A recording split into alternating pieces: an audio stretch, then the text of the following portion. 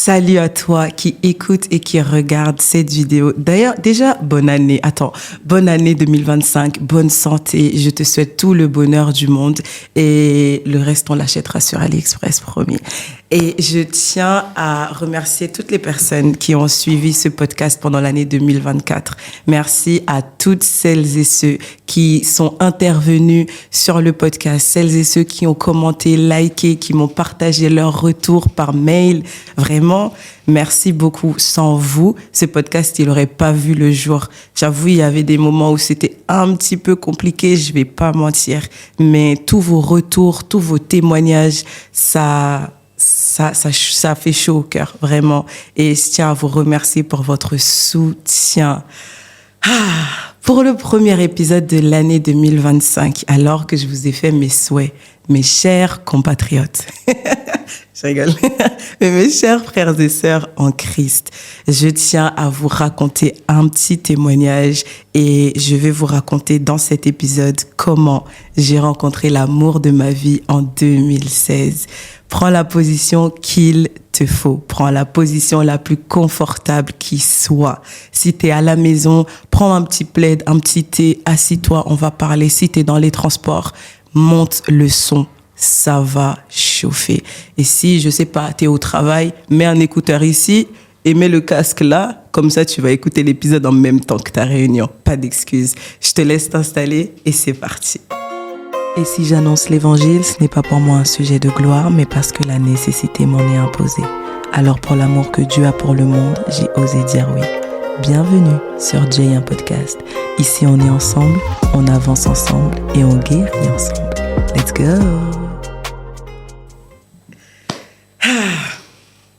Les amis, en 2016, je rencontre effectivement l'homme de ma vie. Vous savez que pour les personnes qui ne le savent pas, j'ai grandi dans une famille haïtienne, donc j'ai grandi dans une famille chrétienne.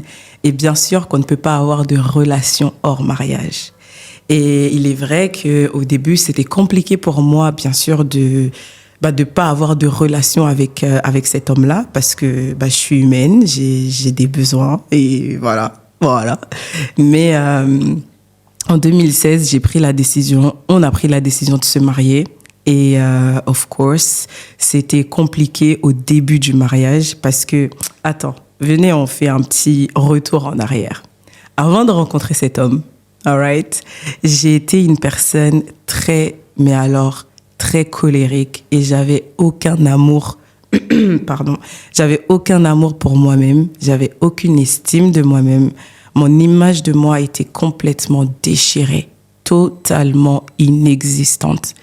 J'étais devenue au fil des années ce qu'on appelait a people pleaser. Si tu parles anglais, tant mieux. Si tu parles pas anglais, c'est les people pleasers. C'est toutes les personnes qui font des choses pour les gens dans le but d'être aimées, d'être acceptées, de plaire aux gens. Et bien sûr que c'est pas bien. Bien sûr que c'est toxique.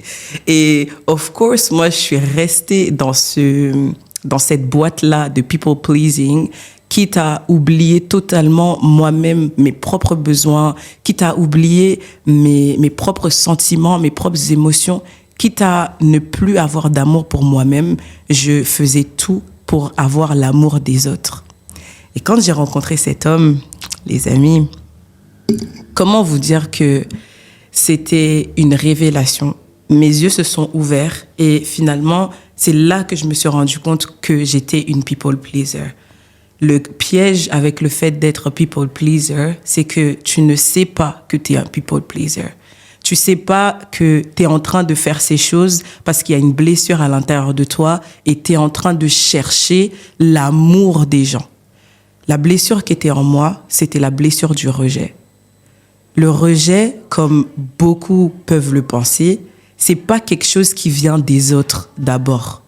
Tu n'es pas d'abord rejeté par les autres. Tu es d'abord rejeté par toi-même. C'est parce que tu penses que t'as pas de valeur, que t'es rien, que vraiment tu ne vas pas y arriver, que t'as aucun amour, tu mérites pas d'être heureux. C'est à cause du fait que toi-même tu te rejettes que tu penses que les autres te rejettent. Do you understand? Et j'étais arrivée à cette période-là de ma vie où je pensais que que j'allais jamais être heureuse, que j'allais jamais réussir et que limite, je ne méritais pas qu'on m'aime. Ça fait que quand cet homme est arrivé dans ma vie et qu'il a commencé à m'aimer, je me suis dit, mais pourquoi ? Je comprends pas, pourquoi tu fais ça ? Je ne mérite pas. Regarde-moi, regarde mon corps, regarde ce que les gens ils disent de moi, regarde comment je m'habille, regarde comment je parle, regarde ma colère, regarde comment j'ai de la haine pour les gens. Regarde comment je suis, comment tu peux m'aimer comme ça ? Et j'ai nourri le rejet, j'ai nourri cette blessure. Et bien sûr qu'à un moment donné, j'ai fui l'amour de cet homme-là. Ouais. J'ai fui à l'opposé, les gars. Parce que j'ai lu un livre récemment qui s'appelle « La guérison des 5 blessures de l'âme » de Lise Bourbeau. Je ne sais pas si vous connaissez. Si vous ne connaissez pas, allez le lire. Et elle explique que le masque qui s'active lorsque la blessure du rejet est présente, c'est le fuyant. La personne qui fuit. Tu fuis les responsabilités. Quand ça devient difficile, tu fuis. Quand la personne avec qui tu es en relation, elle commence à être en colère ou à faire des choses, au lieu d'affronter la situation, what do? Tu fuis. Parce que il y a quelque chose en toi qui refuse de faire face à cette situation-là. Parce que tu sais que si tu fais face à cette situation, qu'est-ce qu'il va avoir ? La blessure du rejet va s'activer. Et comme tu n'es pas prête à souffrir encore une fois, eh ben tu pars.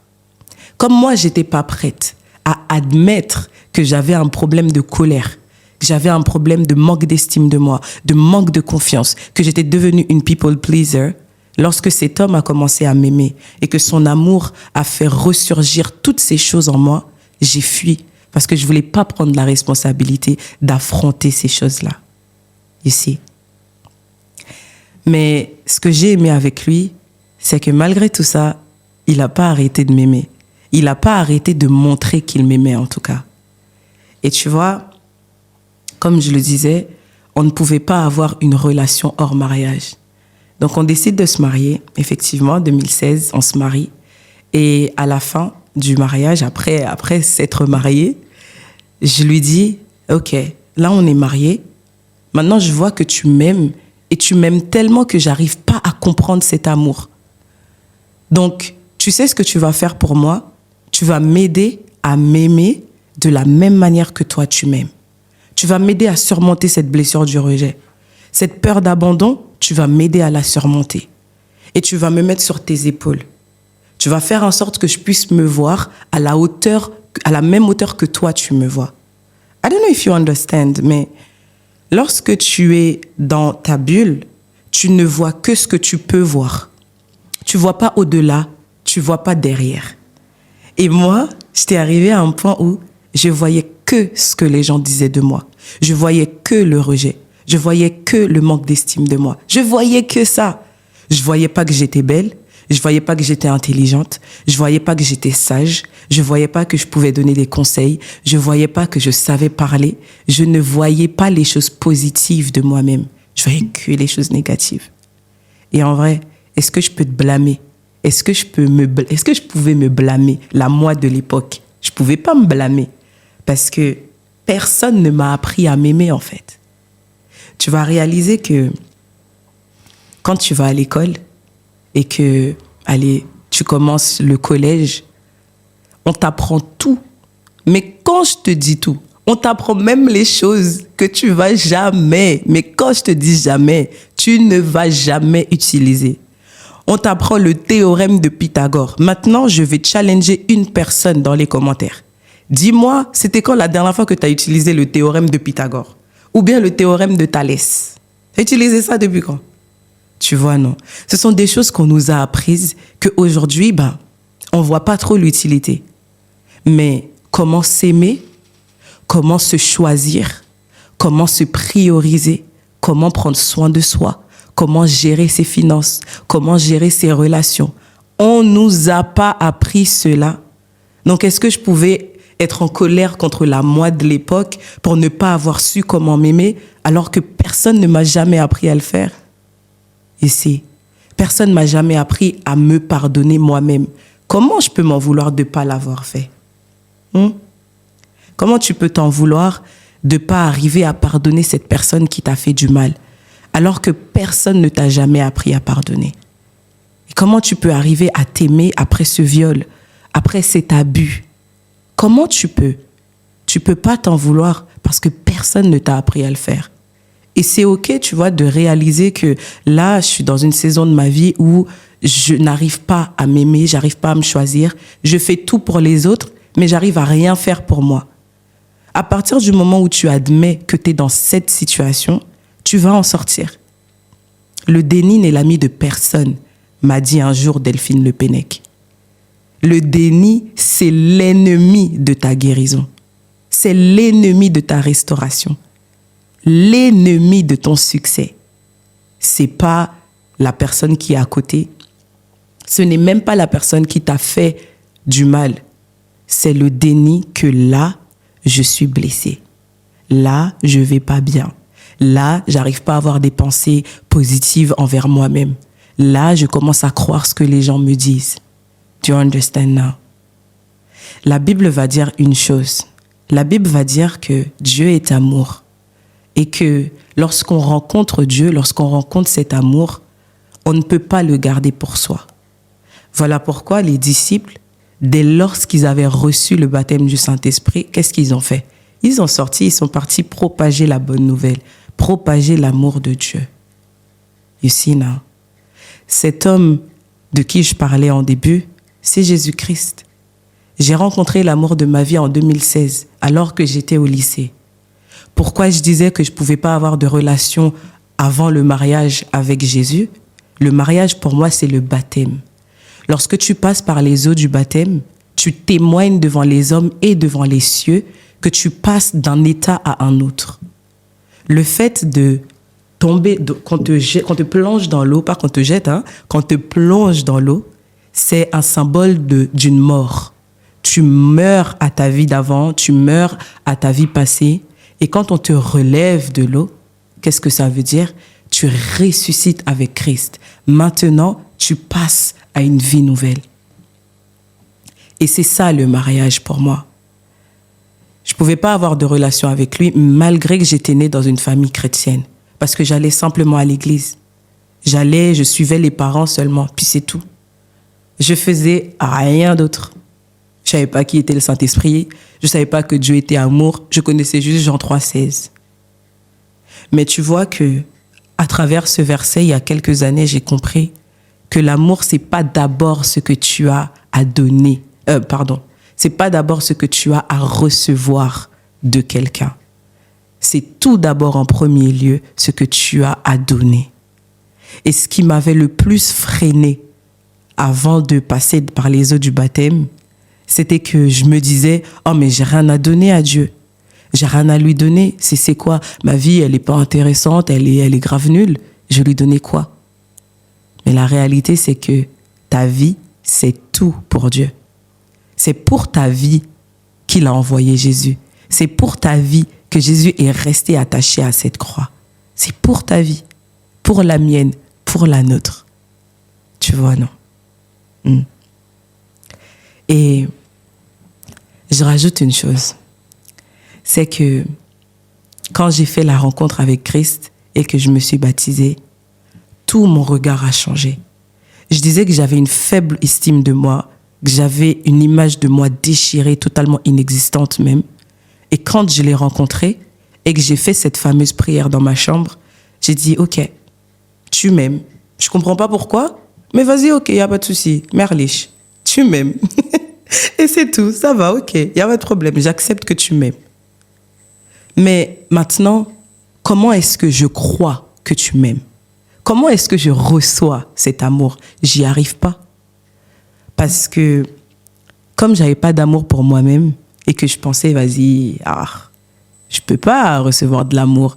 Regarde dans quel état je suis. Les gens, ils disent que je suis grosse, les gens, ils disent que je suis moche, les gens, ils disent que, vas-y, j'arriverai jamais à rien faire de ma vie et tout.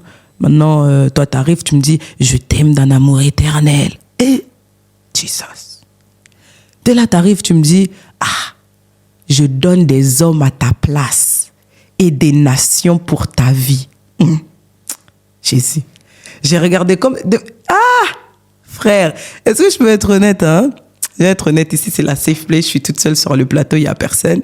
Des fois, je regardais la Bible, je regardais David qui disait « Je te remercie, je te loue parce que je suis une créature si merveilleuse. » Attention, il aurait dû dire « créature merveilleuse » et s'arrêter là. Non, créature si merveilleuse.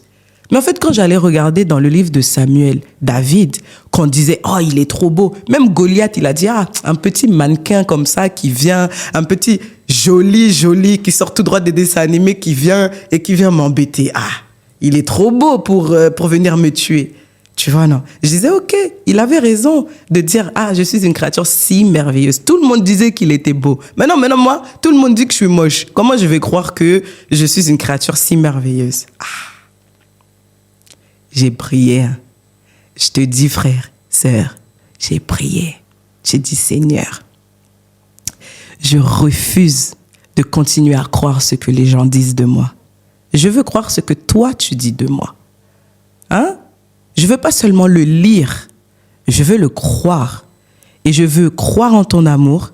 Je veux accepter ton amour, ok? Accepter que tu m'aimes malgré mes fautes, malgré mes péchés, malgré mes manquements. Accepter le fait que tu m'aimes et recevoir ton amour. Et puis par la suite, donner ton amour. Rendre ton amour aux autres, bien sûr. Tu vois? C'était la chose la plus compliquée de ma vie.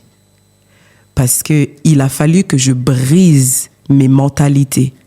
Tu vois ce qu'on appelle en anglais les belief systems, la manière, les systèmes de pensée. Voilà, ouais, les systèmes de pensée. Il a fallu que je prie pour que non seulement le Seigneur change mon système de pensée, mais qu'il renverse cette forteresse. Malgré qu'il venait me dire lui-même je t'aime, j'arrivais pas à le croire. Et en 2025, en cette année, si je fais ce premier épisode, c'est tout simplement pour te dire que Dieu t'aime. Je sais que tu as fait plein de choses. Il y a plein de raisons de te disqualifier. Il y a toutes les raisons dans le dictionnaire pour te disqualifier, pour te dire « Ah, Dieu, il t'aime pas. Hein? Regarde ce que tu as fait. Regarde ce que tu as dit. Hier encore, tu as menti. Mais Dieu, il t'aime. » La Bible dit dans Jean 3,16 « Car Dieu a tant aimé le monde qu'il a donné son Fils unique, afin que toi qui crois, la personne qui est à côté de toi, afin que si elle croit, elle a la vie éternelle. » Il aurait pu décider de mettre des conditions. Ah, si elle fait ça, si elle jeûne, si elle mange pas de porc, si elle ne ment pas, si elle va pas dans la boîte de nuit, elle est sauvée. Si, je sais pas, elle ne couche pas avant le mariage, elle est sauvée. Non. Si tu crois, tu es sauvé. Attention, je suis pas en train de dire qu'il faut aller faire ces choses. Paul va dire, si j'ai connaissance de la grâce, est-ce que c'est à cause de la grâce? Est-ce que c'est parce qu'il y a la grâce que je vais pécher? Non. Il dit loin de là. Loin de là. Non. C'est parce que il y a tellement d'amour en Dieu que cet amour-là, c'est lui qui va m'empêcher de pécher. Quand tu seras devant le péché, tellement tu aimes Dieu, tu vas faire comme Joseph. Tu vas dire non. Devant la femme de Potiphar, non, je ne peux pas faire un si grand mal à Dieu. Je ne peux pas tomber dans ce péché parce que j'aime trop Dieu. Tu vois. Et les amis, ne nous disqualifions pas de l'amour et de la grâce de Dieu. À 18 ans, je décide juste comme ça. Je finis en disant, je décide seulement de me marier avec Christ. J'avais pas eu de révélation particulière. J'avais pas eu de parole particulière. Non. J'avais jamais ouvert ma Bible. Et je vous parle sérieux. Un jour comme ça, je décide, je vais voir mon pasteur et je lui dis, pasteur, je vais me faire baptiser. Point. Il me dit, pourquoi? Je dis, je sais pas. Oui?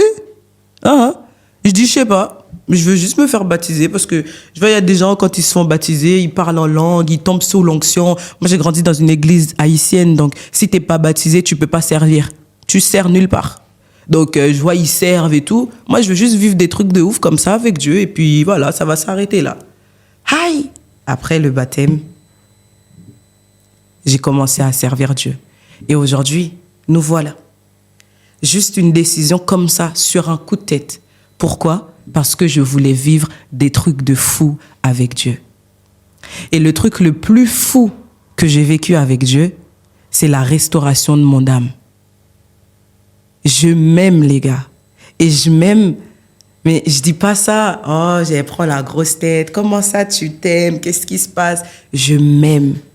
Et quand je me regarde dans le miroir, au contraire de la petite fille qui était au lycée, qui se regardait et qui se disait « T'es moche, t'es grosse, t'y arriveras pas ».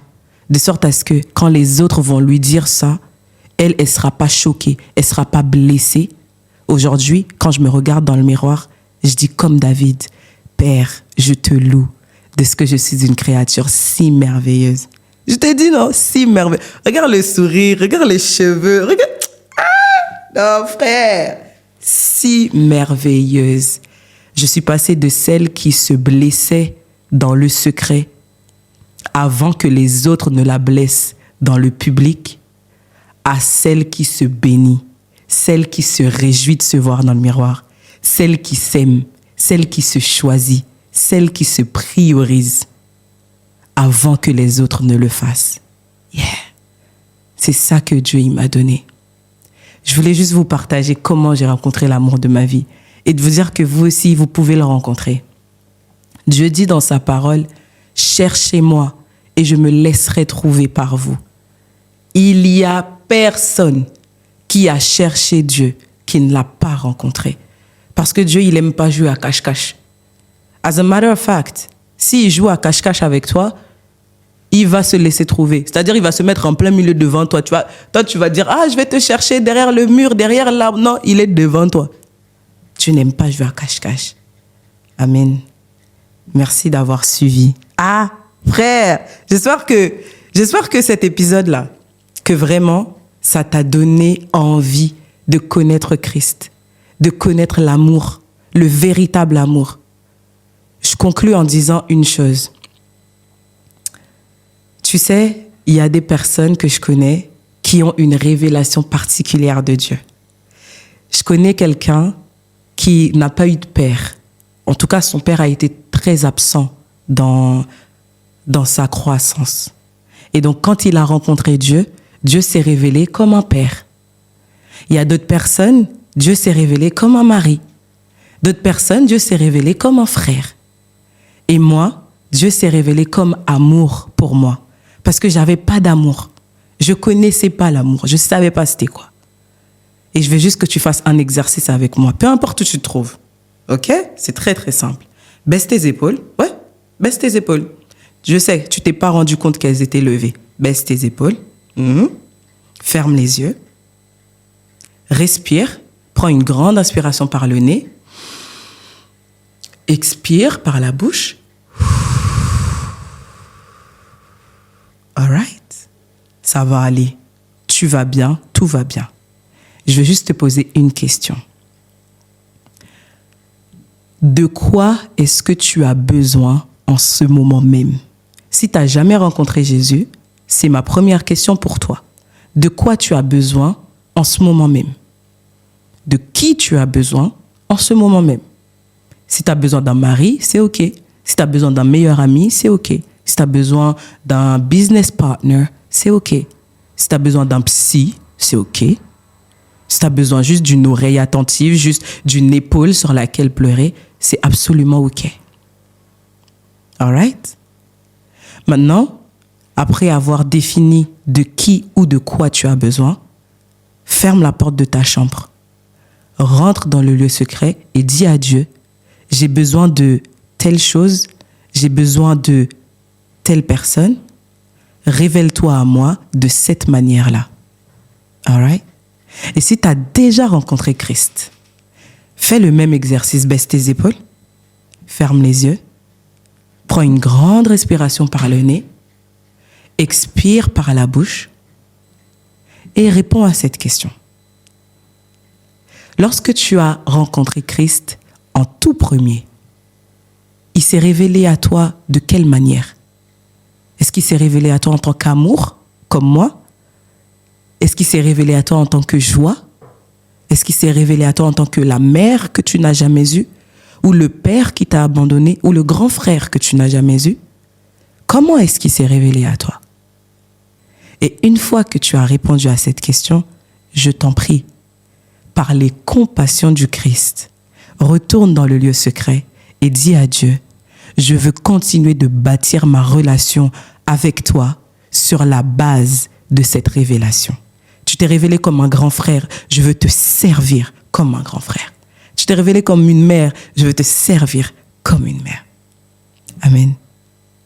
Et voilà, c'est fini. Je ne savais pas comment finir cet épisode, mais je le termine comme ça. Les amis, encore merci d'avoir écouté, regardé cet épisode. Et vous entendez sans doute une petite bande son derrière moi. Aïe, aïe, aïe, aïe. Et oui, Jay, un podcast vidéo, a sa bande son originale. Ouais.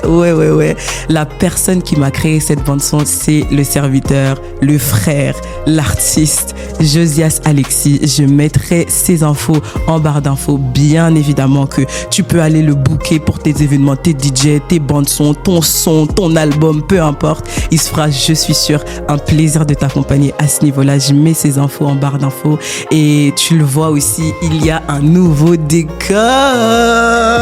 Eh oui, il y a un nouveau décor, Jay, un podcast évolue et je suis trop heureuse de voir la lancée de ce podcast. Je suis vraiment trop contente.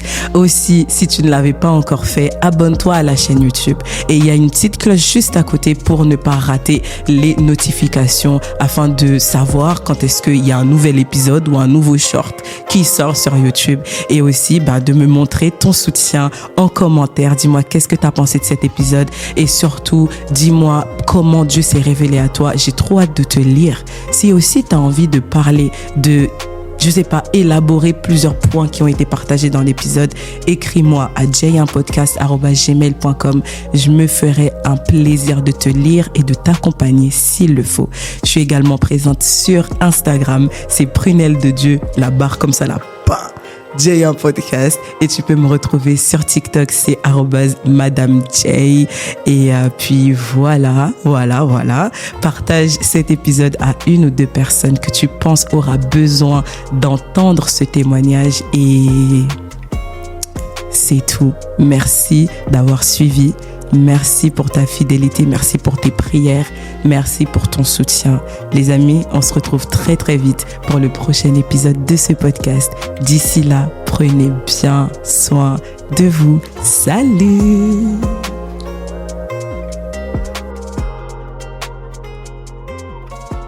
Les gars, j'étais trop stressée, purée! J'étais trop stressée. Et dans la pièce juste là-bas, il y a mon frère Joachim, il m'a fait ça. Quand on est arrivé à la fin, et du coup, j'étais là, mais qu'est-ce que je dis, qu'est-ce que je fais, je sais pas. Bien sûr que je t'ai vu. Non, je t'ai vu. Oh là là. Les gars, trop stressés. Mais on l'a fait. Jésus est vivant. Et Jésus vous aime. Bisous.